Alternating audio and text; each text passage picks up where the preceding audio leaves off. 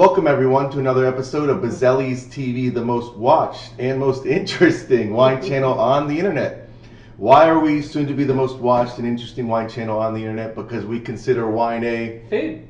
Thank you to perennial special guest Holly Rocco Feraci of Republic National Distributing Company, a company with a lot of big words in their name, but we love them because they're a top 10 place to work and they're also the second largest wine distributor in the nation. So as you know, you guys have been faithfully watching our shows because we've broken 1,000 views on a few.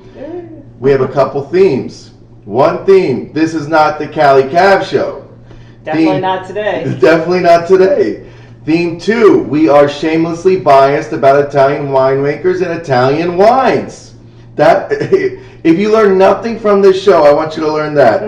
I'm biased about Italian wines. Excellent, yes. Thank you. And so today is a very special occasion because we are underscoring that theme with the ultimate house of wine from Italy, Antinori. They've been making wine for 636 years, 26 generations. The ultimate, they are the wine overlords of Italy. Their patriarch, Piero Antinori, of course. Piero Antinori, I mean, is a wizard. They're not just stuffy traditionalists. This guy was instrumental in the super Tuscan movement. So we appreciate that because another theme of this show is that we like to challenge convention. So we're so excited today. And you know what happens when I'm excited? I always forget to introduce myself. So I'm your host, Mike Bozzelli. Happy to be here. But even I'm so stoked to introduce our guest today. We have Cecile, John of the Angels from Antinori. That is the anglicized way to say her name, but I had trouble pronouncing it. Giannangeli. Giannangeli. Cecile Giannangeli from Antinori today. We are so excited to have her. This is the Italian wine show. Don't forget that. We're going to broaden your palate. Holly and I, that's our goal, just to broaden your palate. Don't just drink Cali Cabs. Don't be basic.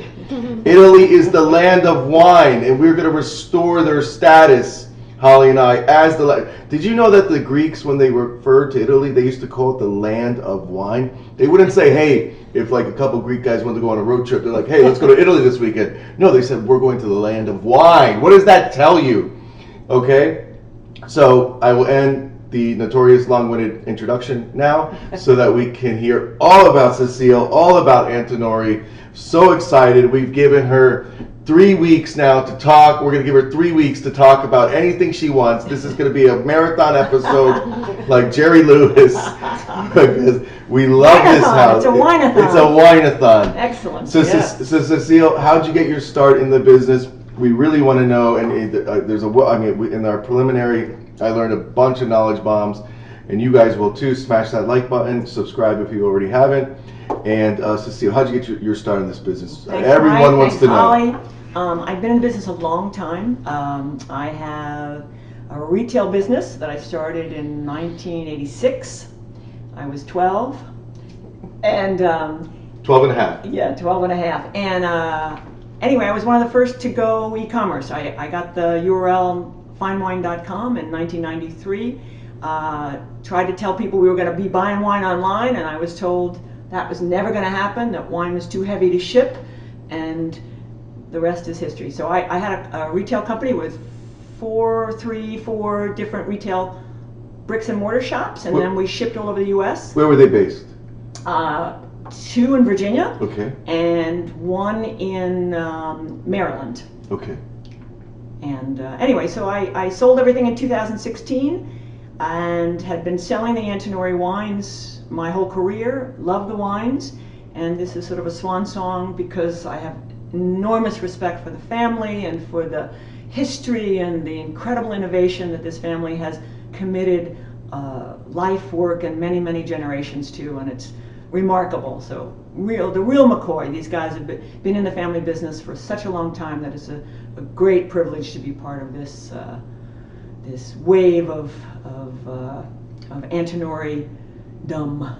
Antinori Dum. There's a term for you. Antinori Dum people, and it is Antinori Dum because they are the overlords. Kingdom. The kingdom of Italian winemaking. So I assume that Antinori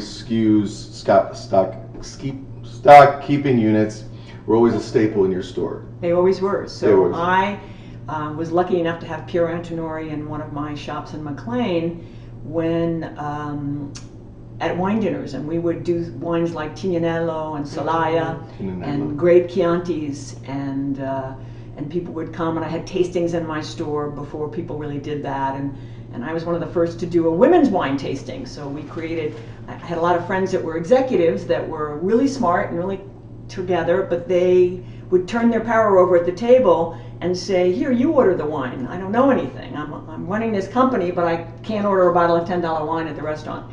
So we did a lot of training for women, and Piero was part of that. Sometimes he would come and help me do that. So we had some really great history of working together, and now it's just super fun kind of reintroducing people. Piero Antinori used to darken your doorway and walk in the shop. Yes. And taste wine and pour wine. Yes. Okay, that's huge, guys. That's like, LeBron teaching you how to make free throws. I mean, that is huge. That is such a gracious, down-to-earth man. Nobody more real and that I ever met in this business. But with the biggest house in Tuscany. But Italian hospitality. Yeah. Italian hospitality, yeah. Biggest heart and biggest house. God bless them. They don't rest on their laurels. That family. No. And now his daughters.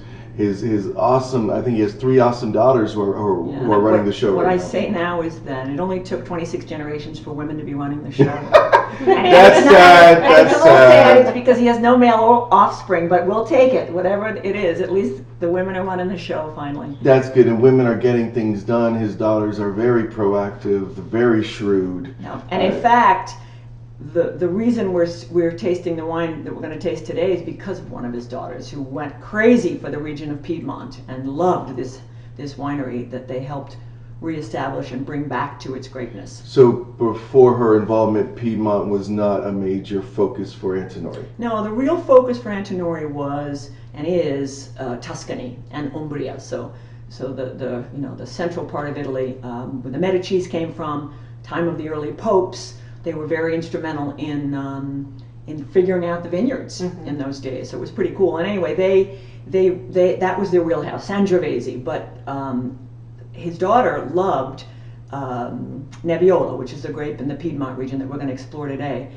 We all love Nebiolo at this table too. Yes. Okay. So that's how it began. Anyway, I segued kind of sideways, but they're just incredible patrons of the land and and have incredible respect for place, and it's super fun to see how they've morphed into other areas and other regions. Bottom line, they consider themselves farmers. Yeah, they more like stewards of the land. Stewards of the land. I think it's a little more aristocratic. Oh, a little more aristocratic. I was going to say I'm spiritual. kidding. I was going to say a little more spiritual. You're kinder. You're better. Holistic, spiritual. Yeah. The wine is made in the vineyards. It's an old wine adage, and I think Antinori embodies that. Yeah. And really, you guys think that I'm given to hyperbole. I'm not. Antinori is God. Okay. So we are so anxious to taste these wines because this is not the Cali Cab Show. Flash, flash, flash, blink, blink, blink right now. So thank you. Where can we start? I think we're going to start let's right start here. with, so I'll back up a little. The name of the winery is Prunotto. Okay. And while it's owned by the Antinoris, what's super cool about the Antinoris is each place has its own identity, its own vineyard management, its own winemaker, and it's not like some big conglomerate where it's just got Antinoris all over it. So each place is unique. So this unique winery called Prunotto was actually started in the early 1900s. Like Burgundy, it was more cooperative, where people would just grow grapes, sell them to the co-op, and then bottle it and sell it off. What the early Prunottos did was they decided that their land was so special that they wanted to bottle based on the place it came from. So the winery is called Prunotto, and the first wine that Holly poured us is a Barbera. It's called Filot, and it's just sort of a fun entry-level Barbera. So Barbera is a grape that grows very well in the Piedmont. It's more yummy, fruit-forward, delicious, poundable.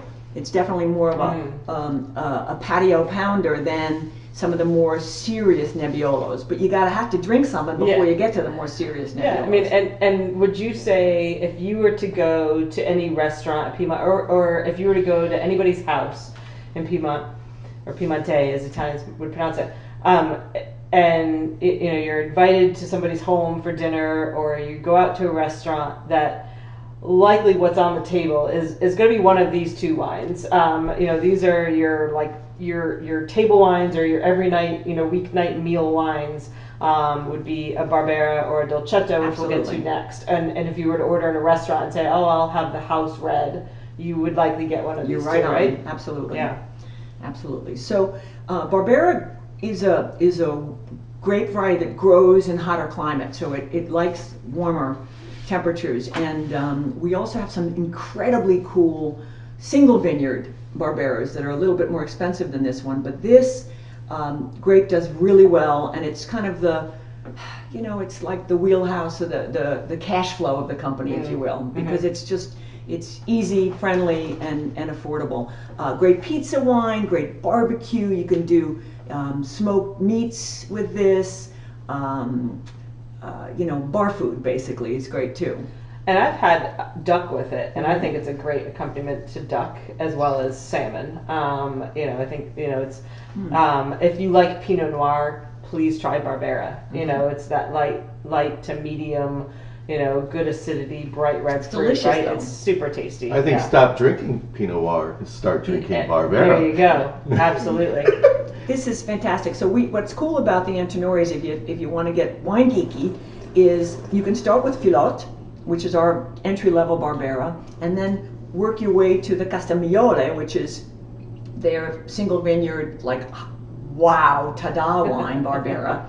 And they're not that far apart in price, and that's super cool. Yeah. That's another thing that Italians do. We have prices that are more affordable for every day. Yeah, I mean, great Napa value. is super. We all love Napa, but it's like special occasion wine. Yeah. Whereas you can drink Barbera every day. Every day. That's funny that Napa, I think that's more, we talked about marketing before the show. Mm-hmm. You don't think that a lot of that is predicated on marketing? I think a lot of it's predicated on land cost. Really? So when the Antinoris have been around for 636 years, and while this is a newer acquisition for us in the 1990s, that's considered brand new for them. A lot of people in Napa hadn't even considered planting in the 90s. Mm-hmm. So the land costs are insane in California. Of course. So that's really a lot of it too. And then of course the whole marketing aspect. And American winemaking was more about the ego of the individual, whereas Italian winemaking is about the place. And we're just the helpers. The winemakers are the helpers or the facilitators to express the land. Mm-hmm. It's a different philosophy. True. You see very little ego in Italian wine, I think. No, it's not about the winemaker. In fact, when we always say, so who's the current winemaker? They don't even want to tell us. Because it's not about that person. That person helps to express and bring along what the land is doing for us. And it's such a beautiful, basic concept. It's very Buddhist. Yeah. Dissolve the self. Yeah, let the wine speak for itself. Yeah. We are merely the helpers to If you don't to care who express it. takes the credit for something, it's going to get done. Mhm. Absolutely. Yeah, that's great. I like that. Okay. Well, So what do you think of the Barbera? You like one it? for one. Wow, home run right out the gate, Cecile. John of the Angels. I'm very impressed. I love her name, but I like. Yeah, it's really been useful having those angels. Of course. I see them flying around you right now. There you You're go. awesome. I love you. So what is next? Next we have the Dolcetto. Do you have any place I can dump a roux? Or I am I supposed to can- pound a roux? Is this the pounding? This is the pounding tasting? pounding tasting. Oh, for the love of God. Cheers. It's only 10 a.m. It's like,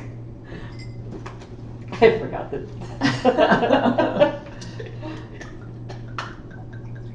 So we're going on to the Dolcetto, and this you'll find on a lot of restaurant menus. So I also asked Holly before we came if she'd stick them in the fridge for an hour before we served them. And you'll notice I'm a huge fan of not chilled but fresh red wine, particularly Italian wine, and particularly wines without a lot of oak. All reds should be fresh, like cellar temperature, so we don't all have, carved out cobs underneath our 55 degrees? cellars. Yeah, anywhere from 55 to 62 would be perfect. And then these two I actually tell people to put on wine lists as chillable reds because they're terrific. And in this heat, God knows, you need a little refresh. And a lot of times you don't think about drinking red wine, but if there's a little chill on it, it's fantastic to drink even in this heat. So Dolcetto is the name of this wine. It's also literally translated as the little sweet one, and it's not sweet, and it's nothing to do with it, but it was actually named from the vineyard it came from, so, and the place that originates from. So this is a wine that's also meant for everyday drinking. It's more fresh, it's light, it's people that like Beaujolais will love Dolcetto. People that like sort of lively, fresh, zippy reds that just want a little bit of fruit but fresh acidity will love this wine. I love this with fish. I love this with pasta dishes, with vegetables. Versatile.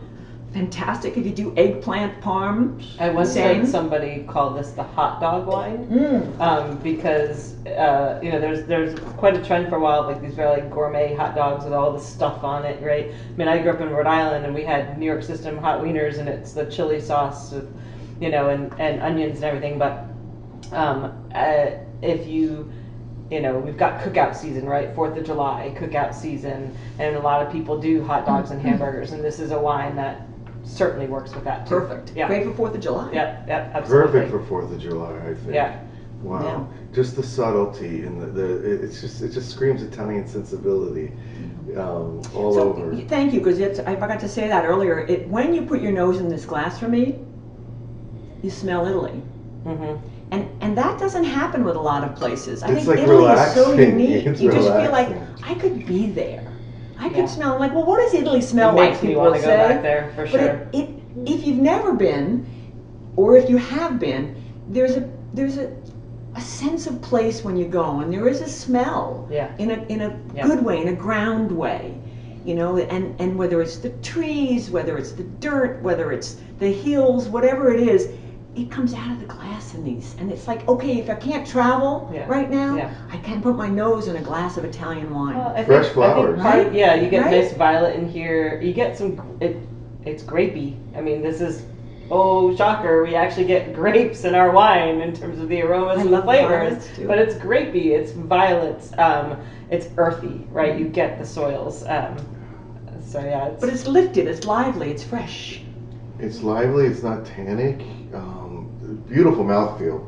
It's not tannic at all. Highly drinkable. I hate to call any wine, especially an Italian wine, highly drinkable, but it is definitely. This is a patio pounder for sure, and we need to chill these wines, and that's interesting. I think it's super important, and a lot of times people say, I'm not crazy about red wine, and it's not that they're not crazy about red wine. They're drinking them too warm. So the pizza place frequently has them too warm because the places are warm and they don't have fancy wine fridges, but wine temperature shouldn't be 72 degrees. It should be mid-60s, and most places, particularly that are cooking, can't keep the temperatures right. So if you can just bring them down a couple degrees, even if you go and you don't have it cold, stick it in your freezer for 15 minutes. This is not rocket science. We're not trying to change the world. Now, don't make them freezing, because then you kill the flavor in it. But if you bring the temperature down, it focuses it back on the glass, and it's just so exciting. So I put these just in the regular fridge. You don't need a fancy wine for anything. I just put them in the regular fridge. I did it last night, but I took them out, and they were out for about a half hour before we just opened them. And so, and it really just, you still get the chill, but it's not. It's fresh. It's not too cold. And so that's the easy way to do it. I mean, take your wine, stick them in the fridge for an hour before you're going to serve them. Take them out for about 10-15 minutes, and perfect. Now, is this more commonplace in Italy too? Yes, absolutely. So But don't forget- Piero is doing this. Absolutely. Every- Piero's drinking it on a fresh side because On the fresh side. he's lucky enough to be able to go downstairs to the basement wine cellar, pull it out, and it's the perfect temperature because they've buried it below the earth.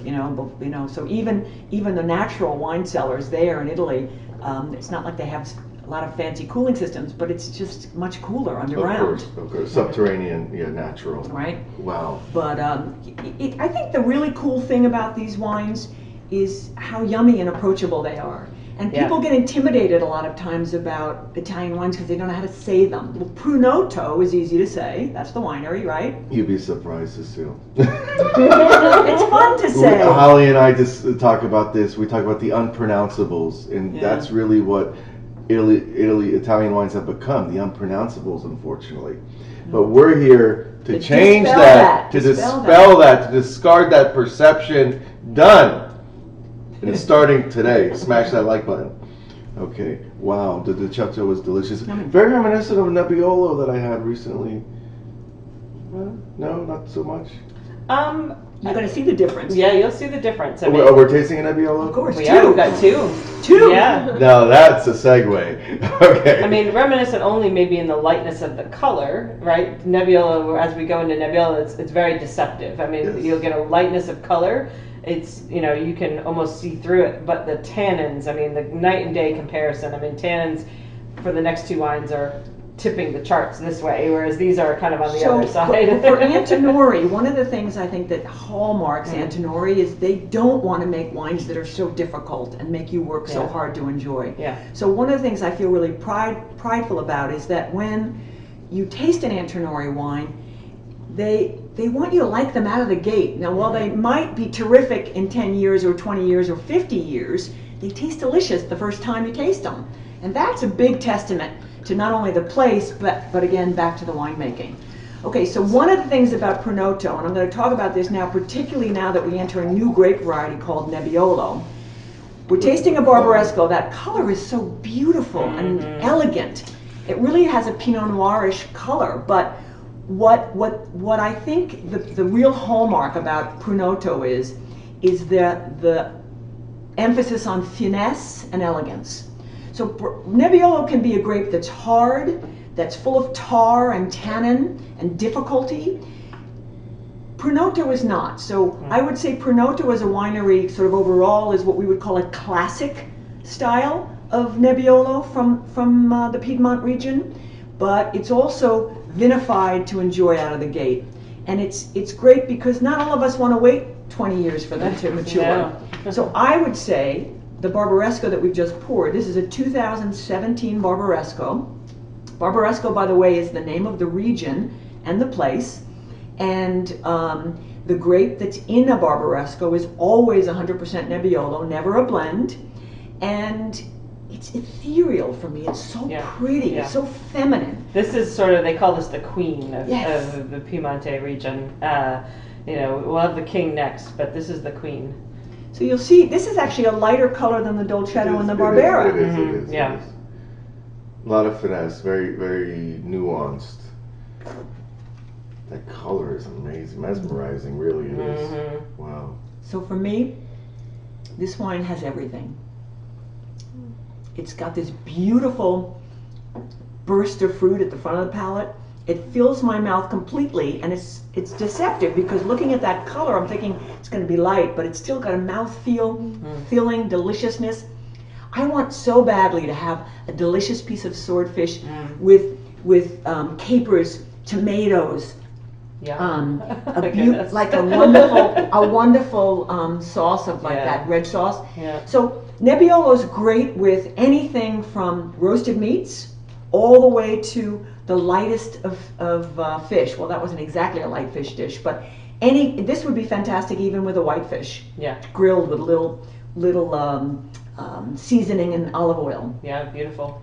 And herbs. So Barbaresco is easy to pop and drink. Not a lot of waiting required, but this 17 will age 15 years, no problem. Wow. So, for example, you want to buy from Mike a few bottles tonight, but then hide them under your bed and don't tell anybody. 15 years? For 15 years, it'd be super cool to come back and check it out. They're not going to last 15 years under my bed, I'll tell you But that. that's why you buy a case on casewinelife.com, because then you can age some of them for the 15 years. But when you get your like 1 year itch, your 5 year itch, See how they're doing, it's like fun. you can Tonight's taste them itch. along the way. Tonight's itch, yes. The Yeah. key is you have to have a king size bed so it's far enough in the middle that you can't reach it by just Yeah. grabbing. She's speaking from experience. I love it. I love it. And we are so thrilled today because we're 3 for 3. Why are we going so fast? Okay, Sorry. let's start over. They're so good. Let's start over. Do you like this one? Okay, let's see. I like it. And I think another testimony to the greatness of Antinori is they can count numerous popes as customers. Which winery, house of wine, or winemaker can count numerous popes as customers? Yeah. Like, they're so good, they had to cut off a few popes. They're like, hey, listen, you're tipping the bottle too much, okay? It's true. He's actually accurate. Yes. So amazing story. The most storied Italian winery in the world, I think. They can't say they're the oldest because I think They are actually at the moment. There may be one other. There's some That's documentation that conflicts, but we are either the oldest or the second oldest family-owned wine house in the world. So it's not just one winery. We have many wineries. you are the oldest family business, I Yes. understand, in Yes. the world, which is Yes. awesome because Yeah. I think only 15% of family businesses survive past the second generation. We're 26 generations in. Insane. So like that one kid that wanted to be a doctor, he was killed. And then- Well, funny you say that. I asked Piero, what happens if somebody doesn't want to stay in the business?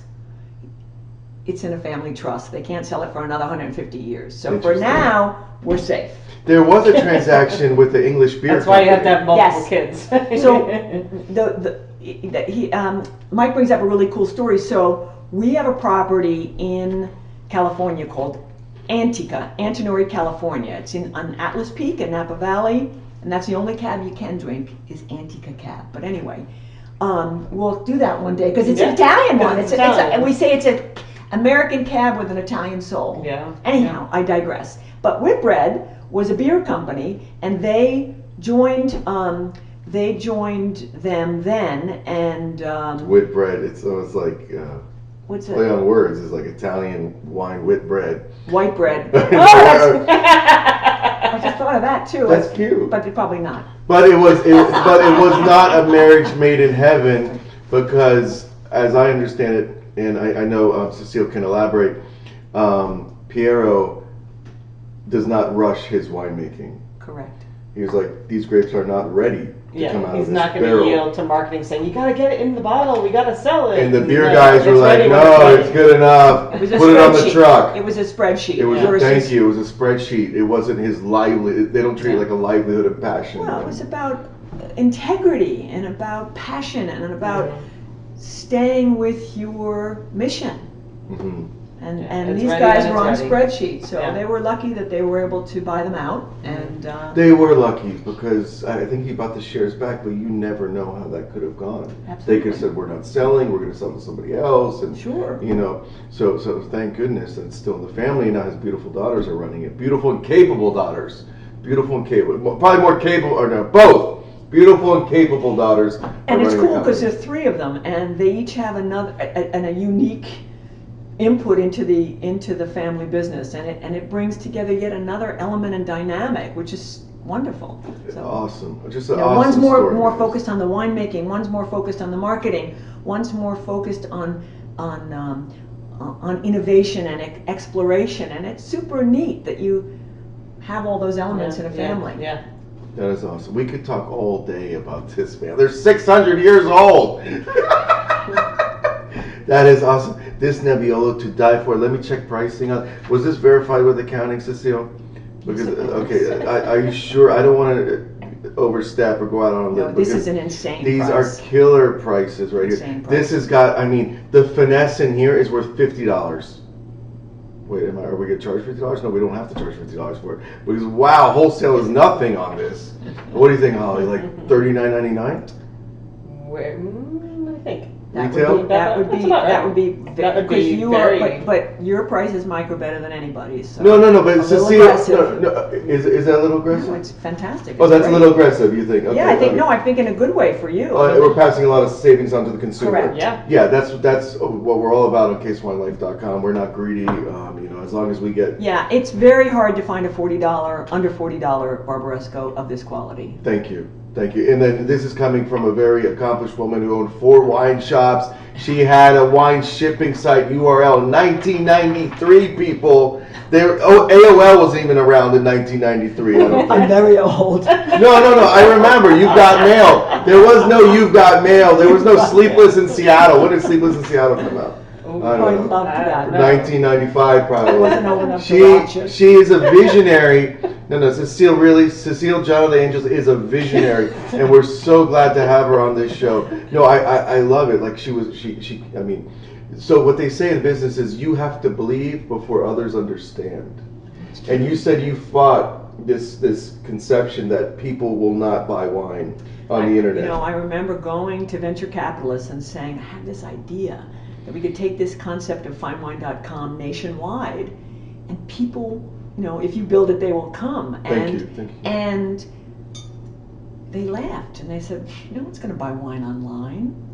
So. But you stuck to your guns, I did. and I love that. That's what it takes in business, people. You gotta have the belief and perseverance. And the VC guys don't know shit. Obviously, they didn't. I mean, CaseWineLife.com. There's a few other competitors we're not going to mention. We're not going to mention those. But we will mention FineWine.com for blazing that new path for everyone else and being that pioneer. Yeah, So I bet they kind of feel a little dumb now. Oh yeah, I bet they do feel dumb. I bet they do feel dumb. Things go in waves, but I do think, we can learn so much online now. This fantastic program that you guys have created gives Thank you. people all kinds of chances to learn and taste along with us. I mean, you could repeat this, go get the bottles from you, repeat it and taste along with you. Thank you. Yes. Why not? Yeah, we could do that. Absolutely. Anytime. We could do it live on Facebook or live on YouTube. Or they could, This show. this show, they could get the bottles and then go taste That's a great. Well, why are we doing this? Okay, I'll put up teasers. So I think I'll put out. Create the kit, right? Yeah. So you have the 4 bottles, and we'll offer them as a package, and people can get the 4 and then taste along. Yeah, we'll make the 4 super affordable, and then I'm a king of putting out teasers, 1-word teasers on Facebook. Mm-hmm. I love the idea of mystery. I think that's the Sure. ultimate hook. But this would be different. We need to do this. You could taste with us, and then you could comment live or call in. I really want people to start calling in. Yeah, I Because love I feel questions. like there's so many female entrepreneurs out there that want to pick Cecile's brain. Yeah. I really do feel Yeah, like that. absolutely. Because she is a trailblazer. Thank you. And I love that. That's not the wine talking, guys, okay? But no, I firmly believe in this, and I really commend her for her belief, her passion, and that's why she's representing the ultimate wine house, Antinori. Mic drop. Yeah, it's a privilege.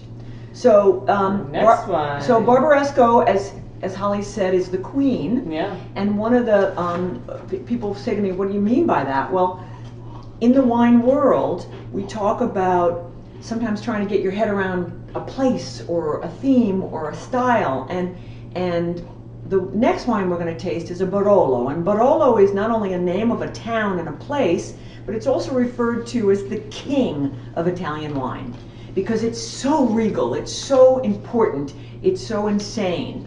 And Barbaresco is right there with it.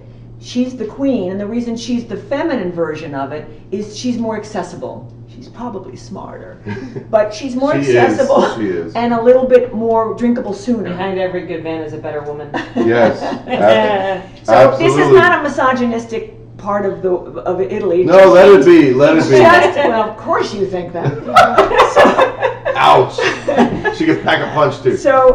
But Barolo is really the regal most important thing that we could do and experience in the Piedmont. So we're going to move on to Barolo. Yeah. What is this word I'm reading under the harvest and vinification? Maceration? So maceration is when all those cool things are happening with the grapes when things are turning into alcohol. That sounds so much. It's like, it's kind of like you can macerate fruit, right? When you're going to make a cocktail, when you want to like muddle something and you let it sit and get on all delicious and wonderful. Yeah, so exactly. So basically that's how wine gets its color, is because the juice, which typically when you bite into, say, a grape, we're going to go back to the basics. You bite into a grape, the juice runs clear. The grape skin has color. And so then you put the grapes in, you kind of allow that juice to kind of settle in there with those skins, and that's how the juice goes from that sort of clear to red. And that's so the darker the wine, the longer it's macerating.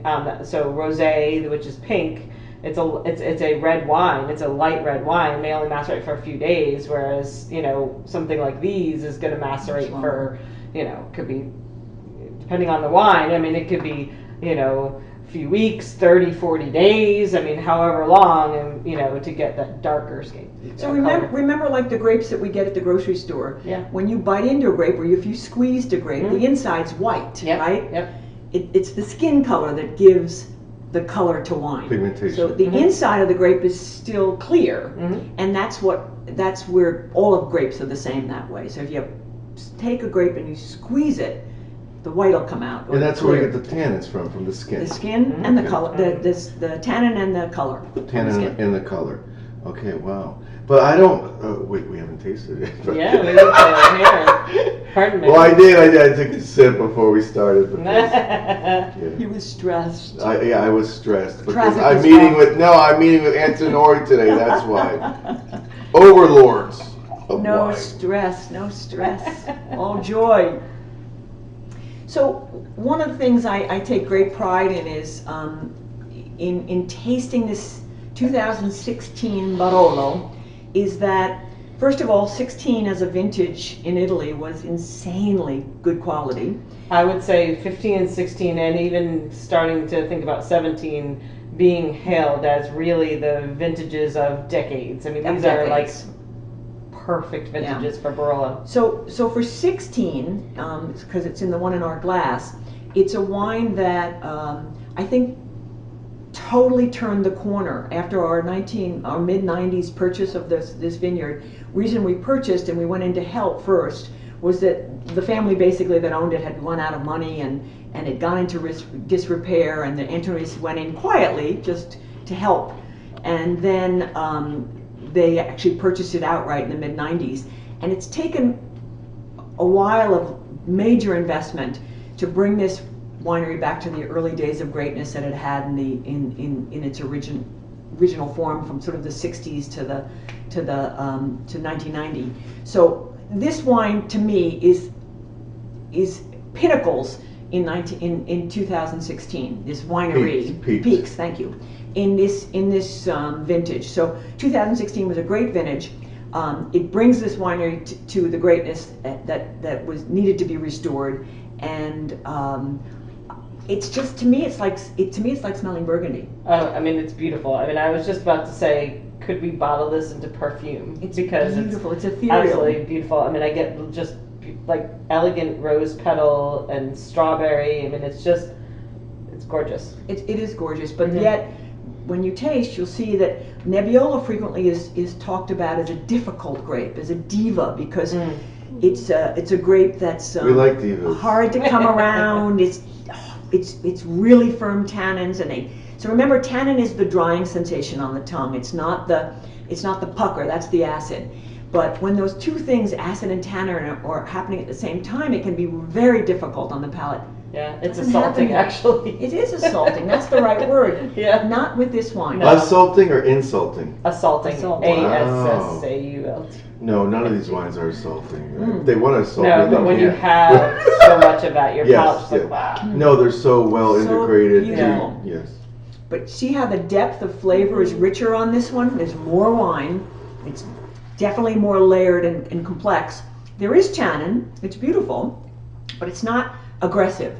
If you actually work this wine, I call working the wine in the glass. It's very integrated. That's getting oxygen in it. So oxygen is what ages a wine, right? So you put a little oxygen in the glass just by getting it going. An hour open, this baby's ready to go. I think it's ready to go out of the gate, but it's even better with a little bit of aeration. You would decant. I would decant, and decanting not for the sediment, but decanting for the air. For the air. To like speed, it's like a cheat to speed along the aging. When it's a wine that's still a little bit hiding, you want to get that rose to bloom, you introduce oxygen, you get it open. Yeah, yeah. And it's such an experience. So pretty. I think, and you're right, very layered, very structured, and a lot of Italian expertise went into this wine. Yeah. So this winery is more an classic. approachable Barolo. It is. I mean, and that's It I think is. to what you were saying earlier. I mean, you can still to this day get some Barolos that. I mean, you try to open them, you're like, I can't drink this right now. I mean, the Barolo is meant to age, and this will age for decades and decades and be gorgeous, you know. But there are some, and I think that's kind of something that's happening within Barolo, you know, where, people were used to these Barolos that were so like monstrosities that you couldn't drink them when you opened them, and they're expensive, and so people want to be able to open them and drink them, and so I think there was a movement within the region to say we need to work this out. You know, we can build them to age, but we also need to make them approachable at the same time. And so you can kind of look over different vintages and kind of see this sort of understanding a little bit more about the grape and this movement. And I think Pronotto and the Antinoris have done it beautifully. I think, Holly, if you didn't use the word Barolo, that you could have been talking about Cali Cabs when we're talking about monstrosities, fruit bombs, which is pejorative in the wine world to call a wine a fruit bomb. But as I say, and I'll use this analogy again, in America, and I would love to hear your opinion on this, Cecile, because we are such flavor fiends with our double eagle porterhouse with the gallon of A1 and the side salad with the gallon of ranch, we need those tannic fruit bombs from Cali to cut the flavor. But as you know, in Italy, the essence of food and wine in Italy is simplicity. Yes. Absolutely. Yeah, absolutely. Allow the flavors to speak for themselves. I think one of the things about Nebiolo that's misunderstood is that Barolo can be hard. So just so we go back a little bit, there are two styles of Barolo. There's what we call a modern style of Barolo and a classic style of Barolo. Pronotto is a classic style of Barolo. So what's the difference? Modern means they use small French barrique. They're much more oak driven, and they're harder. They're more like oaky. And I've even heard rumors that for a period of time there was some illegal use of things like Cabernet. Anything's possible in the wine world, but like things I don't that know. were potentially Tignanello.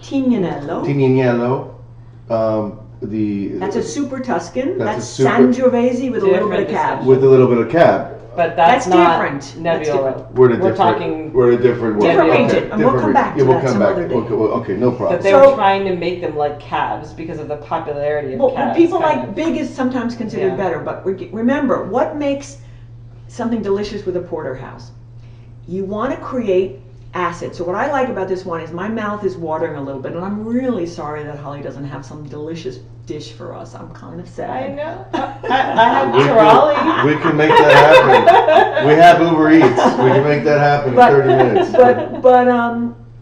But what a wine's job is when you eat. Now maybe sitting in the hammock is different, and we could do these two in the hammock. But what the job of a good wine is to make your mouth water. You want to salivate, and my mouth is salivating right now. I have saliva happening. That's why I'm having trouble speaking.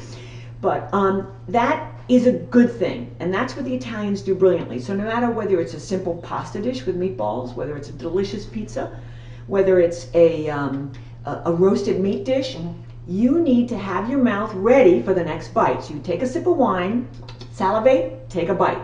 It's doing its job. It's doing its job perfectly. And a lot of times, modern wines that are delicious out of the gate taste good, but they don't do the work that they need to do to get you to take another bite of food. And I know we've all gone to the bar waiting those for are the wines table. they drink on their own. So you take a sip and it tastes yummy, but then it doesn't taste good with the food. I feel Right, like those yeah. wines are putting up fires. Well, they're just It's not- simplistic. They're simplistic. They're basic. They can be one noted. One Even noted. You're expensive, just but putting they're out just- Yeah. Right. fires, and you're saying they don't. That's not the. You just drink them on their own. You put them with food, they don't taste so good. Okay. They're not interesting. But that is not the The premise, the role. Thank you. The role of a wine, and this is what is propagated in Italy. And what Italians believe, Yeah. that it's about the connection between food and wine. Mhm. And it doesn't have to be a fancy dinner. It can be a simple bottle of, a simple plate of pasta, just Mhm. red sauce that you did in 10 minutes with a delicious glass of wine. But it should be a marriage. It should be a union of wine, acid, tannin, fruit, and some yummy bite in your mouth, or a piece of Parmesan cheese, or a little bit of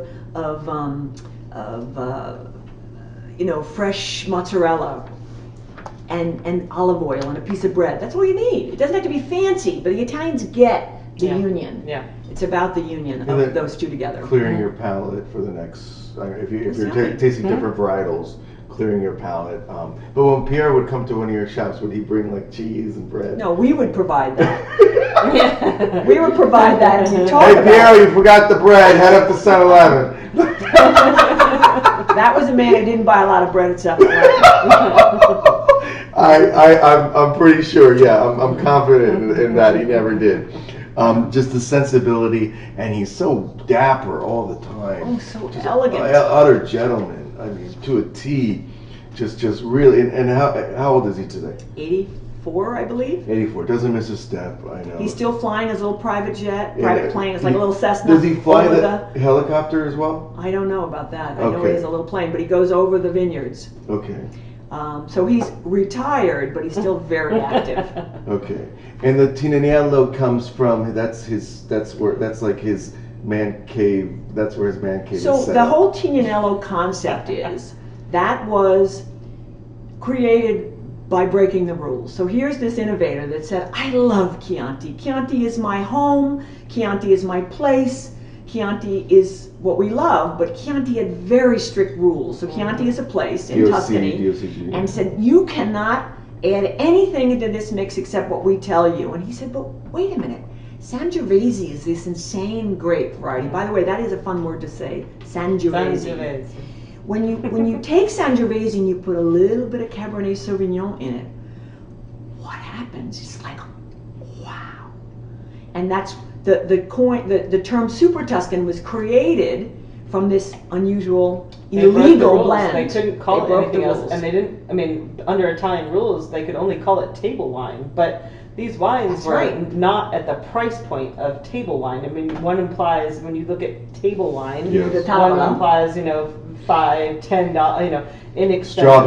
baskets. But Yeah. we're talking about these beautiful luxury wines, and so that eventually this term of Super Tuscan kind of came about. You know where it came from? It's the American press. Ah. So it wasn't coined in Italy, but the American press, who the third-party reviewers, didn't know what to call it. Madison because- Avenue. No, but it was just, or even just the reviewers who were Right. like, what is this? It's not, doesn't have its own DOCG, Yeah. which is a way we categorize and elevate wines in Italy. So by looking at a label, you can say, well, is this a DOC or is it DOCG? So G, remember G means greatness. It doesn't really, but when you're looking at a label and you see the G, it means guaranteed. But Yeah. You're paying for that G too. you're paying for the G, but Yes. remember the G. Giannangeli. See that? Giannangeli. G money. G-Money. G money. Anyway, so they didn't know what to call it, so they just went, it's Tuscan, it's super Tuscan. So the name actually was derived in the United States, not in Italy, but it stuck. And the term is illegal to use on a bottle. If I'm Correct, you're right. They can't You're right. put that term on a bottle. You're right. And I think James Suckling was a big fan of that whole movement. Oh, Yes. Yes. Yeah. Yes. So many of them were. Robert Parker was one of the earliest, from One Advocate, and Antonio Gaglione is an enormous proponent. So there are lots The of Italian Robert Parker, if you will. yeah, and there are lots Yeah. of reviewers that are passionate about Italy. But I think to your point, we're having a rebirth of something that's been around a long time, and people are reviewing and saying, all the things that we care about now as a nation, as a people in this country, is about authenticity, about somewhereness, about farm to table. All those concepts that we are kind of new to in this country, frankly, have been happening in Italy forever, and they never veered from it. It was always their mission. Mm-hmm. It's just now they go, wait a minute, it wasn't. By the way, these are all organically farmed, but we don't.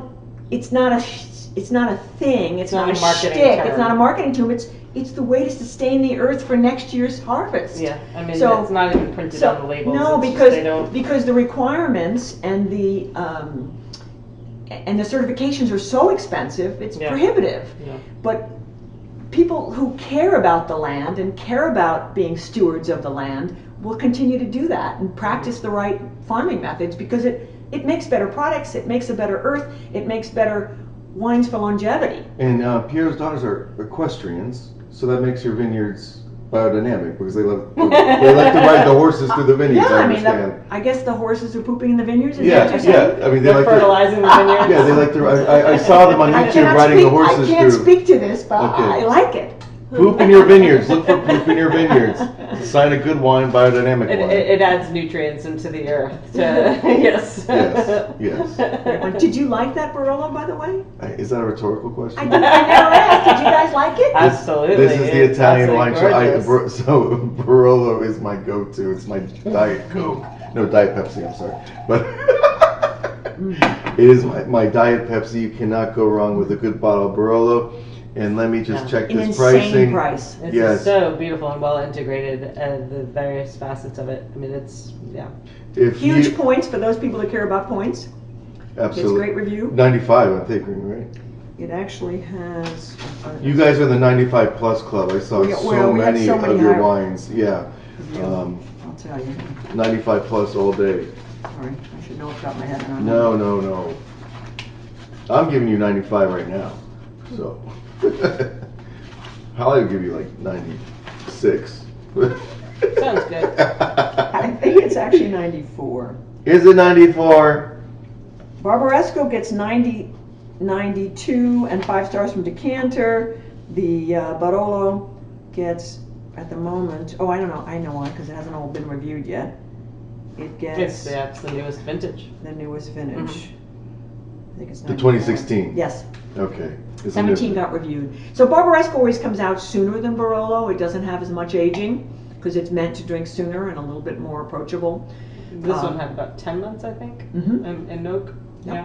So I know in Italy, I think 38% of all Antinori wines are consumed in Italy, which I don't know that That- statistic. Which you know better says a than lot. I. Which says a lot.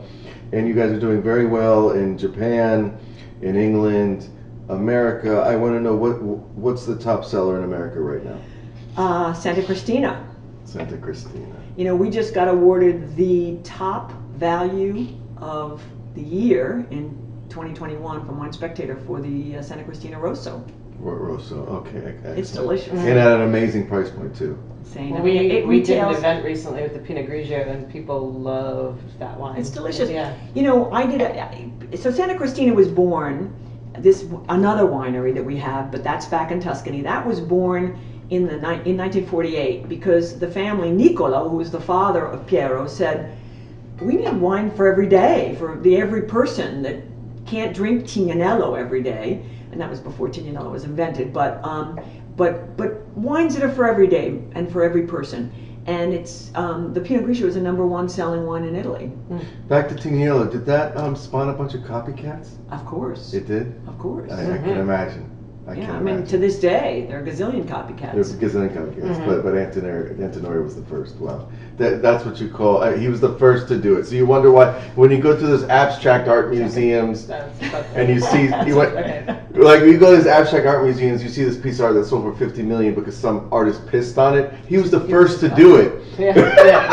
Because he was the first to do it, and Antinori was the first to bottle technically there was somebody ahead of him, but it was a relative, so it's close. So it was in the family. But they were all basically the renegades and the revolutionaries of their time, trying to push the envelope about what was acceptable. Yeah, so all in the family.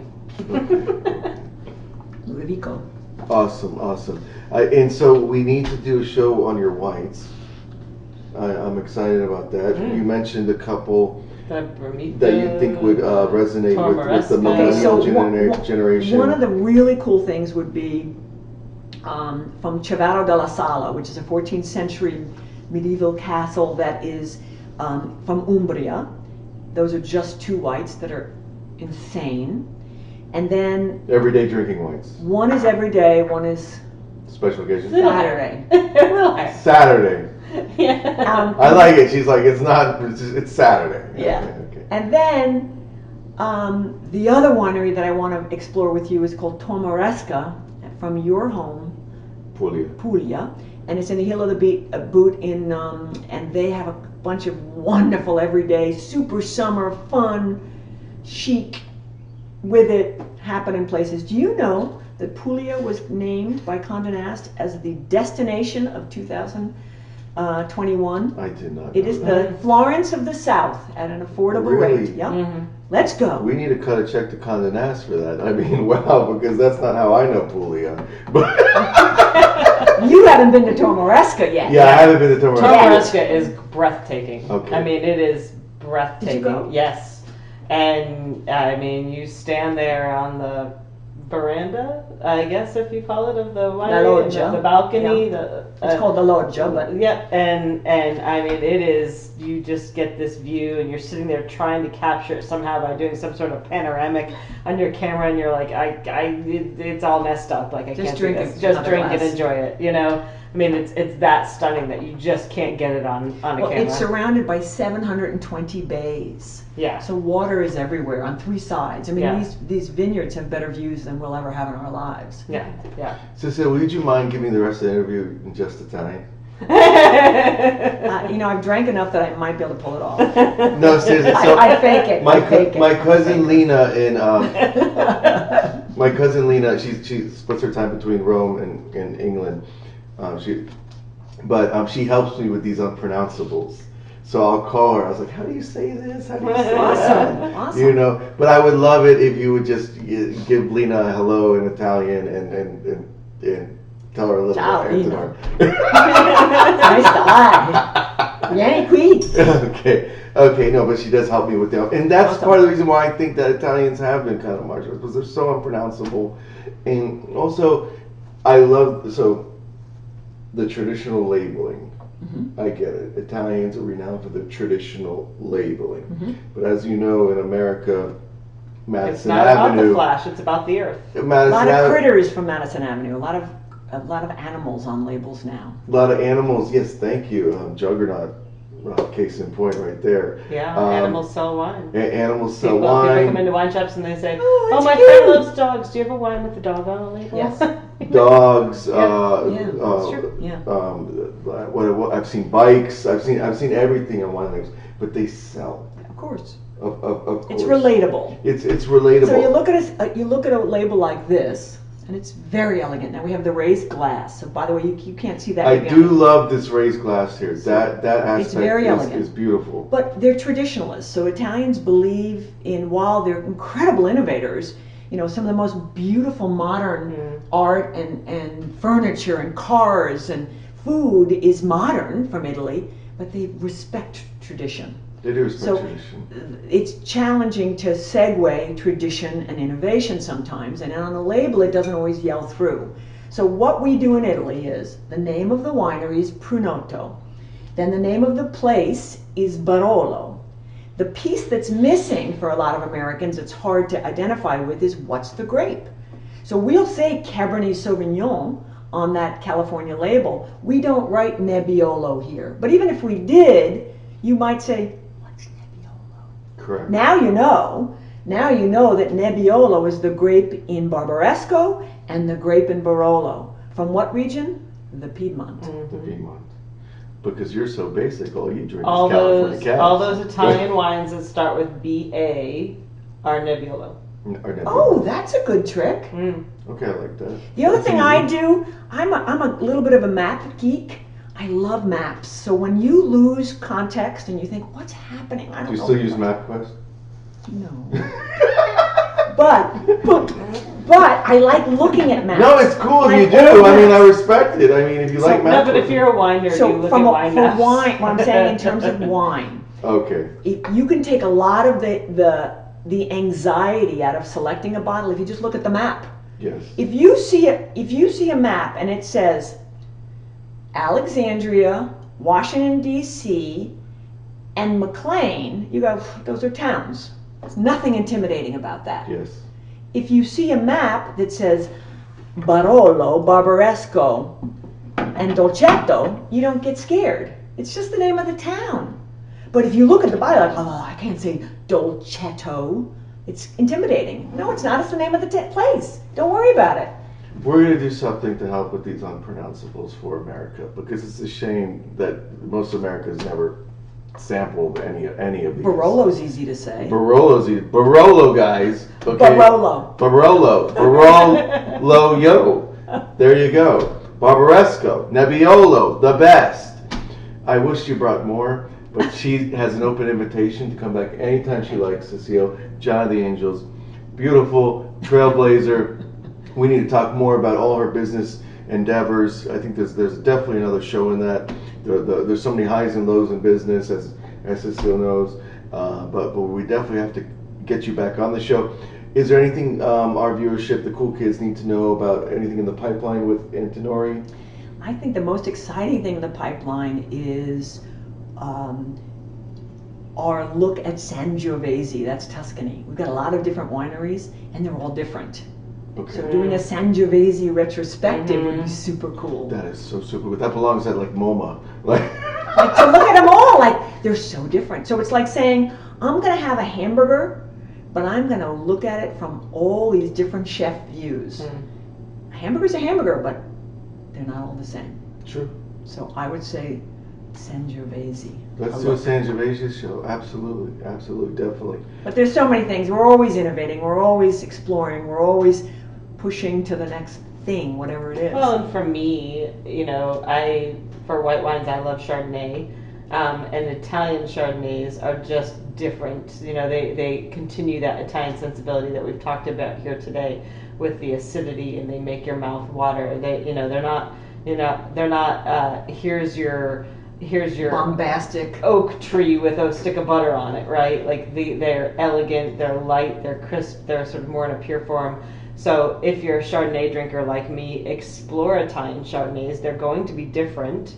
So kind of take that sort of I'm used to oak and butter out of your head. We need to do a but Italian Chard show. Yeah, Do you have one? but have two. absolutely. But have Chardonnay with food. You can have Italian Chardonnay with the lightest of fish. Absolutely. And it's beautiful. And so, that's another thing for me that I love about some of the Antinori wines. So we want to be your source for Antinori wines on casewinelife.com. Everything we tasted today will be there, posted very shortly. Free shipping on most cases, case discounts as well. We want to be your source for Antinori. We really believe in this house. We just believe in the wine. If you don't want to buy them from Holly doesn't like when I say this, but if you don't want to buy them from us, that's fine. But we want you to know. CaseWineLife.com. We want you to know that we believe in these wines. We will never bash a wine on the show because we care about the diligence of the vineyard teams. But we believe in these wines, and that's why we invited Cecile on the show today. She will be back very shortly to talk about business, talk about Italian Chards, to talk about, what else do you want to talk about? Puglia, the heel of the boot, where my father hails from. Roseto de Vallaforte was his hometown.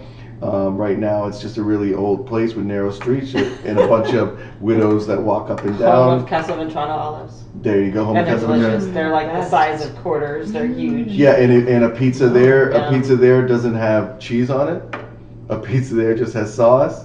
And but everyone's like, how can it not have cheese on it? How can it not have pepperoni? And I say, buddy, cool down. If you use their sauce on their bread, You don't need to mess. you don't need to mess with any cheese. So that's I think this show is about simplicity and elegance and hard work and dedication and lineage and history. Agreed. So wait, we don't like to toast. No, we're gonna go for the king, No. the Barolo. Not only for the best for the best, the best for the best. I know Holly was excited about this show too. So Barolo, you can drink it tonight and then save it for when you finally get that job promotion you're waiting for, Okay. or whatever. I mean, that's the beauty of these A toast wines. to Friday night. Toast to Friday night.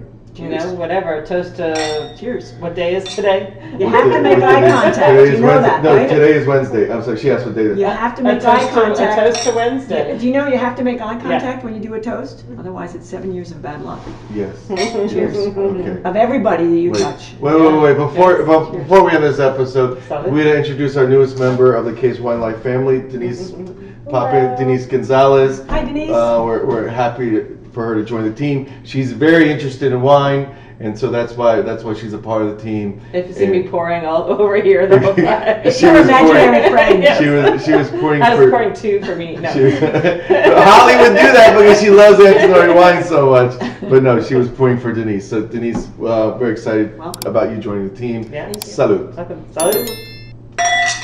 Cheers. Cheers.